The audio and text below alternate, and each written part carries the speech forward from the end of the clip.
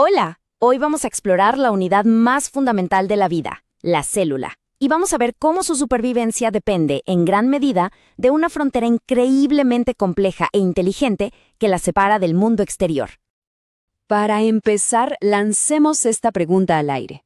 Es una pregunta fuerte que nos recuerda por qué entender la biología celular más básica no es solo un tema de libros, sino algo que tiene implicaciones enormes en la vida real.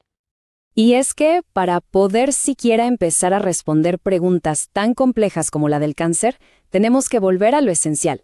Y en la biología, absolutamente todo empieza con la célula. Exacto. Cada proceso que nos mantiene en marcha, desde un pensamiento hasta el movimiento de un músculo, está ocurriendo a este nivel microscópico. Podríamos decir que son como las letras con las que se escribe el idioma de nuestro cuerpo. A grandes rasgos, una célula tiene varios componentes clave. En el mero centro, el núcleo, que es como el cerebro con todo el ADN. Todo eso está flotando en el citoplasma. Pero para este análisis nos vamos a concentrar en la frontera, esa barrera que lo controla todo, la membrana plasmática. Bien, ahora sí, entremos en materia. La membrana plasmática no es una simple pared, para nada. Es más bien una barrera dinámica, como un portero de discoteca súper inteligente que decide activamente quién entra y quién se queda afuera. Su estructura se conoce como mosaico fluido, y ya veremos por qué. La base de esta barrera es lo que se llama una bicapa lipídica. Como se ve aquí, la gran mayoría, el 75%, son fosfolípidos. Luego tenemos un 20% de colesterol, que le da un poco de rigidez, y un poquito de glucolípidos, que son como credenciales de identificación. Ahora, aquí está el truco. Lo realmente genial de estos fosfolípidos son anfipáticos. ¿Qué significa eso? Pues que tienen una cabeza que ama el agua y unas colas que la odian. Esta dualidad los obliga a organizarse solos en una doble capa, creando una barrera perfecta entre el ambiente acuoso de afuera y el de adentro. Entonces, si los lípidos son la pared, las proteínas que están incrustadas son las puertas, los guardias y hasta los sensores. Hacen todo el trabajo importante que vemos aquí. Actúan como receptores para hormonas, sí, pero también como esos marcadores de identidad que le dicen al sistema inmune, oye, tranquilo, soy de aquí. Cuando estos marcadores fallan, pueden aparecer enfermedades autoinmunes, o peor, el cáncer puede pasar desapercibido. Pasemos a cómo se mueven las cosas a través de esta barrera. La forma más fácil es el transporte pasivo. Aquí las sustancias simplemente se mueven cuesta abajo siguiendo la corriente sin que la célula tenga que gastar nada de energía. El principio que gobierna todo esto es la difusión. Pensemos en una gota de colorante en un vaso de agua. ¿Qué pasa? Se esparce sola, ¿verdad? Se mueve desde donde está súper concentrada hasta que todo el vaso tiene un color uniforme. Bueno, ese es exactamente el movimiento a favor del gradiente de concentración. Y hay dos maneras de lograrlo. En la difusión simple, moléculas chiquitas como el oxígeno simplemente se cuelan entre los lípidos. Pero para moléculas más grandes o con carga eléctrica, como la glucosa que es nuestro combustible, se necesita una puerta especial, una proteína de canal. La salud de la célula depende de que esas puertas funcionen bien. Ahora, un tipo de difusión súper especial es la ósmosis, que es el movimiento del agua. En una solución ideal, una isotónica, la concentración de sales y otras cosas es igual adentro y afuera de la célula.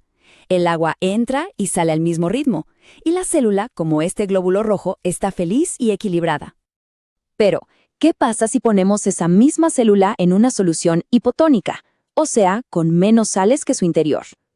El agua se precipita hacia adentro para intentar equilibrar las cosas, y la célula se hincha más, y al final, ¡pum!, explota. Este proceso se conoce como hemólisis. Y por el contrario, en una solución hipertónica, donde hay más sales afuera, pasa lo opuesto.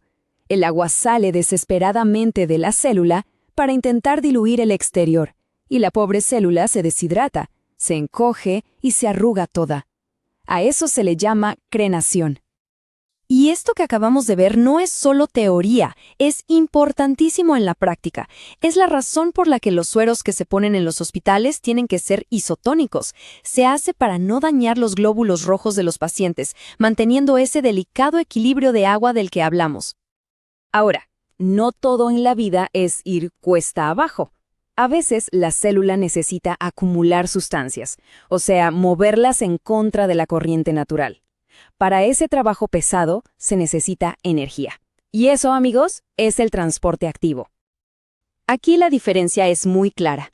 El transporte pasivo es como dejar rodar una pelota por una colina. El transporte activo es como tener que empujar esa misma pelota hasta la cima.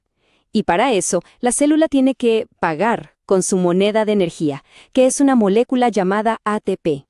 Y el ejemplo clásico de esto es la bomba de sodio-potasio. Es una maquinita increíble que trabaja sin parar. Como vemos aquí, gasta ATP para activamente sacar 3 iones de sodio y meter 2 de potasio. Este bombeo constante en contra de la corriente es absolutamente vital. Si falla, procesos tan básicos como nuestros impulsos nerviosos simplemente se detienen. Y para las cosas realmente grandes o para mover mucho material a la vez, la célula usa un método distinto. El transporte en vesículas. Lo que hace es envolver la sustancia en un pedacito de su propia membrana, creando un saquito que la transporta hacia adentro, lo que se llama endocitosis, o hacia afuera, que sería exocitosis. La endocitosis, que es meter cosas, tiene 3 sabores. La mediada por receptor es súper específica como una llave que solo abre una cerradura. La fagocitosis es, literalmente, comerse partículas grandes como bacterias. Y la pinocitosis es como dar un sorbo del líquido que rodea a la célula. Lo trágico es que algunos virus, como el VIH, aprendieron a piratear este sistema de receptor para poder infectar nuestras células. Y con esto cerramos el círculo. Hemos visto un sistema de control fronterizo que es una maravilla de sofisticación. Pero si este sistema falla, si las señales se confunden o las puertas equivocadas se abren, las consecuencias pueden ser terribles. Y es justo en esas fallas de comunicación donde a menudo encontramos el origen de enfermedades tan devastadoras como el cáncer.